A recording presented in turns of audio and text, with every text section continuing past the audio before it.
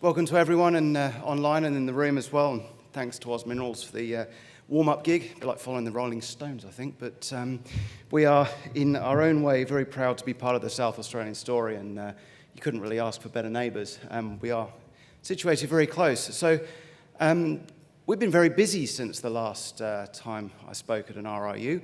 And it's been a good year. Just as a bit of a sort of reminder of where we come from, we listed in October 2020, so just under a year and a half ago. I think it feels an enormous, a lot longer than that, to be quite frank. But in that time, we've gone from a couple of small contained copper, about 280,000 tonnes of contained copper, a sedimentary copper cobalt, through to delivering a resource just at the end of last year. Serious resource, 43 million tonnes at 1.84% copper equivalent. We've also been out exploring for the IOCG iron oxide copper gold mineralisation, for which this region is so famous, and of course Carrapateena probably being one of the most famous, about 40 k's to our east.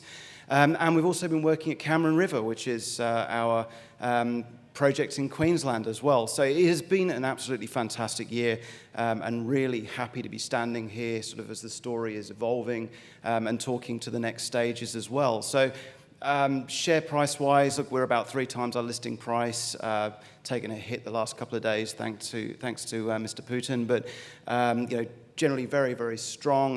Good cash balance, 14 million as at the last quarterly, around about 12.5 as I stand here today. So we can deliver on all of our strategic priorities with the cash that we've got. Obviously, we'll look over the year and make sure we keep this corporate structure really strong. Just 97.7 million shares on issue.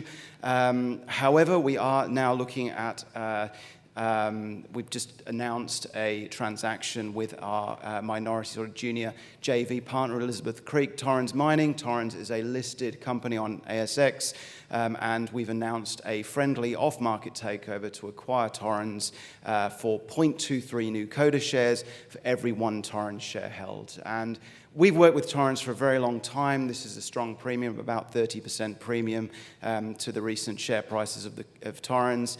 It is a friendly and supported transaction, and we really look forward to welcoming Torrens shareholders into the Coda family and the Coda share register. We have obviously some work to go. Bidder and target statements will be out in the next week or so. But what you will see here is the consolidation of Elizabeth Creek into 100% ownership. We currently have 70% with the right to go to 75%. And look, we work really, really hard. We really care about this project. The Torrens people are fantastic as well. We've worked together for a long time, and for Torrens shareholders, what I will say is we will work very, very hard for you as well. So the indicative market capitalisation post transaction would be 109 million. I personally think there will likely be a partial re-rate from that because you always get a bit of a discount if you're in a JV. So Torrens shareholders should look forward to that sort of minority discount being removed, and the whole thing should be value accretive. So that's been really great news. It's a really strong board. I'll leave you to read this in your own time, but what I will say is they work, me and our team, very, very hard. They support us very, very well, and it's, I think, one of the best boards you'll see in junior mining. These are people who have done it before, and we're working to build a very strong company. So I talked a little bit about the mineralisation at Elizabeth Creek. There are 2 forms of mineralisation on the tenure. The first is a sedimentary copper cobalt. We sometimes refer to it as Zambian style. It's not in Zambia, it's in South Australia, but it is most analogous to some of the Zambian copper cobalt that you see, and also to the Kufa-Schäfer in Central Europe as well. The second form of mineralisation, for which the area is very famous, is the IOCG, and we have now verified IOCG, both potential and also now an IOCG discovery.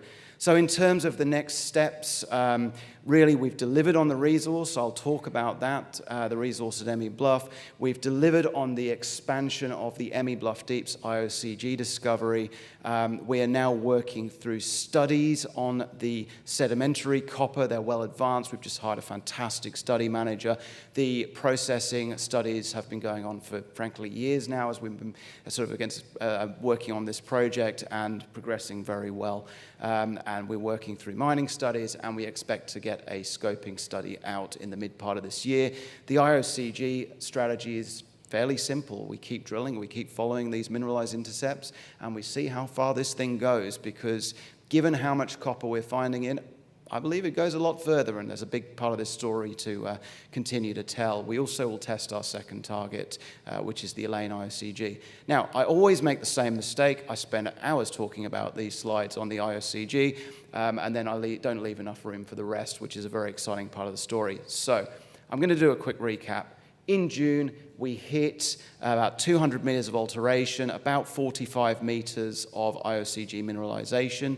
Yes, it's deep, but the grades are very strong. You know, we're seeing classic IOCG zonation. That's zonation from pyrite to chalcopyrite to bornite. We're seeing bornite trends, and we have conservatively stepped out. Now, we can debate that strategy, but what we have done is understand the trends. When you're looking for IOCGs, these tend not to be laterally extensive, although this one is actually starting to look that way. And it can be a challenging sort of as you continue to drill through this. I will remind people in the room, Carapatina hit that fantastic, the fantastic first intercept. It was about 167 meters, I think, in CAR2, but it took till about CAR50 to really understand what was going on with that resource. We don't think Emmie Bluff Deeps is going to take that long, largely because we've got the advantage of these geophysical anomalies and some historical drilling. So we're working through this, but we've, just as you can see here, starting to really expand. So EBD4, which is currently unannounced, we're just working through the logging of that, but that will extend the mineralization, if mineralized, by over 250 meters from the nearest mineralization. So this is a reasonably big cool going that far. 380 meters from north to south, as you can see from sort of EBD 18 down to the EBD 3 wedge. And I'm sorry how hard this is to read, but you sort of get an overall image here. And EBD 4 and EBD 6 really looking to materially extend that mineralization. We think we've got a pretty good handle on what's going on here now. We're seeing major sort of structures in the basement, in the geophysics. We've found a major fault coming through this bornite zone. We have a lot of questions yet to answer. EBD2W4, which was this hole that you can see just above that sort of black circle there, oval, was a hole that I wasn't too keen on drilling. Now, that turned out to be a 90-plus meter intercept. So the assays are out, we're waiting for the assays. The assay turnaround is taking some time. So what I will say here is watch this space. We've started to step out. We're seeing significant, or we certainly hope to see as we continue so far what we've seen, significant increase in the lateral extent of this mineralization. We will continue to drill right down to the southeastern tip of this anomaly. As I say, there's a lot of questions. Sort of appreciate some patience as we work through this, but we've got 2 drill rigs running 24/7. This is potentially a very large IOCG ore body, but we do have a lot of questions still to answer on this. So it's exciting.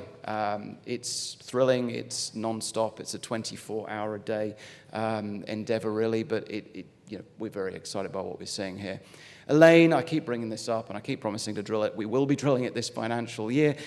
We are working through sort of all the preparations for that. This is another target. We've proven our exploration model. Watch this space on Elaine. Now, this leaves me with a bit more time than usual, which is fantastic, to talk to the sedimentary copper, the sometimes referred to as Zambian copper, the copper cobalt. We started off with 2 pre-JORC resources. We drilled these up to JORC indicated. These are MG14 and Windabout. And then we went looking for more sources of mineralization, more potential sources of ore.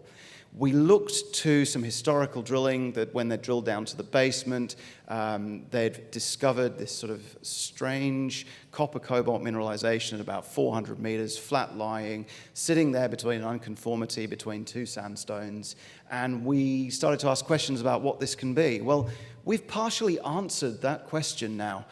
43 million tons, 1.3% copper. The cobalt is in carolite. It is relatively simple to process. It's certainly something that we believe at the current time we can deliver a saleable cobalt sulfate product from, and we are, again, working through those feasibility studies. But just to dwell on the resource for a minute, I was talking for the last year about a large peer-comparable resource. Well, I'll direct you towards the Shaw and Partners independent coverage on this, looking at that peer comparable. We certainly told the truth on that. This is more than peer comparable. We're very excited about this. I'm sort of feasibility and modeling specialist by background.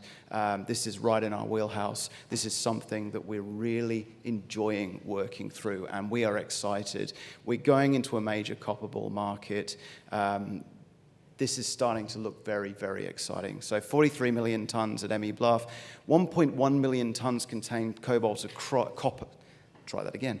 1.1 million tons of contained copper equivalent across the tenure in this sedimentary copper cobalt. So this is excluding the IOCG as well. If you're not excited about this, and I understand some shareholders are very focused on the IOCG, and I am also very excited about that, but you should also be excited about this, because this, in my opinion, is real. This is coming. We're working through it. As I say, we've hired a fantastic study manager. We're advancing very well on this, and we're very excited. So what else is there out there? Well, we've had, we worked through some active seismic, which turned out to be a great help when we put the resource together. We've also, we believe, identified a potential second basin to the east. This is Emmie East. We will be drilling this very shortly. We're literally just organising drill rigs as we speak. Is there another Emmie Bluff out there? Well, what I will say is this towards the north, that northeastern drill hole is, I believe, the second best, certainly one of the best drill intercepts in the entire deposit. We have identified additional Tapley, which is the host mineralization, out to the east, and we're pretty excited. So we'll be out drilling this as well. With 43 million tons at 1.84% copper equivalent, you don't necessarily need more, but it's always good to have. Just this is a reminder, this obviously presentation is online as well. Windabout and MG14, the existing resources. So the path to a re-rate, I said we're undervalued. Shaw and Partners coverage would certainly seem to independently agree with that. What do we need to do to get that re-rate? Well, first, I think we need to continue expanding the IOCG. That's a given. We've got 2 drill rigs turning 24/7. And I think we really need to prove that this sedimentary copper is real, can be mined, can be processed, and we're very advanced in that process. I know what's going on. I'm excited. I'm looking forward to presenting it in a JORC-compliant manner, in a proper scoping study towards the midpoint of this year as we expand that. Now, I'm just going to talk very quickly. There's about 2 minutes left. Appreciate I'm talking very quickly as well. There's a lot to get through. Cameron River, again, I usually end up running out of time before I get to this, but this is starting to look really exciting as we work through it. This is a staged farming up to 80%. We have a great partner on the project, and we've been out there doing primarily rock chips and soil samples, and I know everyone groans rock chips, who cares? 22, 23% rock chips in this part of the world aren't that difficult to find in truth. But when they come with coincident geochem and geophysics, that's when we start to get excited. And I'm hoping this little fly-through works. Yes, it's working. And we've identified new targets through VTEM. So what I want you to watch here is this large red dot in the center that appears a little way into it and keeps going. As you run through this VTEM slice, it's really a measurement of sort of partially depth and also how much sort of signal this is kicking back out of the ground. And when you see this sort of thing, this is when you start to get excited.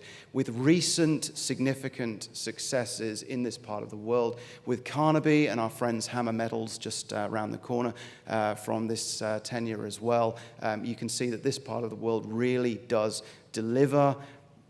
Got to take this from rock chips, geochem, and geophysics to drilling. We're looking to be drilling that, as you can see on this timeline here, very shortly. And again, it doesn't get enough airplay, which is why I have sort of on purpose given a bit more time today. But again, you can see here, I've said it before, I'm going to say it again for the next 10 years. Those companies that explore more, find more. If you put that together with what we believe to be careful governance and smart corporate management, that is when you start to build a real company. ESG compliance, I'm not sure I like the word compliance, it's more of a passion for us. We believe very strongly in the future of green energy. I'm a proud EV driver. If you don't like them, drive one, they're awesome. When you live here, you kind of forget just that how fast the world is changing out there. But, you know, personal politics aside, this is happening. Copper has a very inelastic supply curve. All copper projects are challenging, and we believe we have a fantastic set of projects that we're building resources. We have great relationships with the traditional owners, and this is an important thing to be doing. So why invest in Coda? Just to summarize, we've got an ambitious ongoing program. We've got multiple rigs. We've got multiple targets. We've got a strong cash balance, 14 million as at the end of the last quarterly, and a very, very passionate board and team. So with that, thank you very much.